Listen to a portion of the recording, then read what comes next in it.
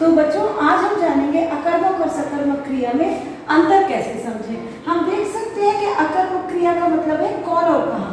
जब वाक्य में कर्ता यानी कि मैं के हर काम का असर स्वयं पर हो, वह भी बिना किसी कर्म की सहायता के, यानी कि बिना किसी ऑब्जेक्ट की मदद के कर्म। अब जैसे मैं सोना, सो रही हूँ, रोना, हंसना, दौड़ना, जाना, आना, चलना, चढ़ना, उतरना। अब मैं चल रही हूँ तो स्वयं पर असर आ रहा है, मैं दौड़ रही हूँ तो भी स्वयं पर असर आ रहा है। तो हम देखते हैं कि कौन और कहाँ। अब एक वाक्य देखते हैं कि घोड़ा दौड़ता है, यानी कि कौन दौड़ रहा है, घोड़ा दौड़ रहा है और अपने ऊपर उसका असर आ रहा है। लेकिन वहीं दूसरी तरफ सकर्मक क्रिया में क्या और किससे का उत्तर मिलता है। जब कर्ता यानी कि सब्जेक्ट कार्य करते समय किसी व्यक्ति या वस्तु, कर्म, किसी ऑब्जेक्ट की सहायता लेता है तो क्रिया सकर्मक हो जाती है, क्योंकि उसके पास ऑब्जेक्ट यानी कि कर्म आ जाता है।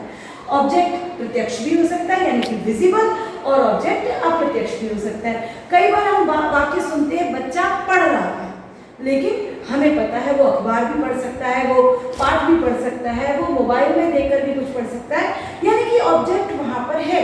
इसी तरह हम उदाहरण देखते हैं गाना, खाना, पढ़ना, पकड़ना, काटना, यानी कि चाकू से माँ सब्जी काट रही है, फसल काट रहा है हंसिए से किसान। देखना यानी कि हम कुछ देख रहे हैं, हमारे सामने जरूर कुछ है, चित्र देख रहे हैं, मोबाइल देख रहे हैं, टीवी देख रहे हैं, यानी कि कुछ कर्म वहां पर उपलब्ध है।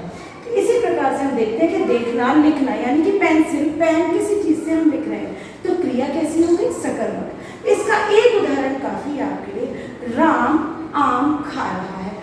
कर्ता, कर्म, क्रिया यानी कि क्या खा रहा है, आम खा रहा है। तो बड़ा आसान है कर्मक और सकर्मक क्रिया को समझना। तो उम्मीद करती हूँ कि आपको ये आसानी से समझ आ गया।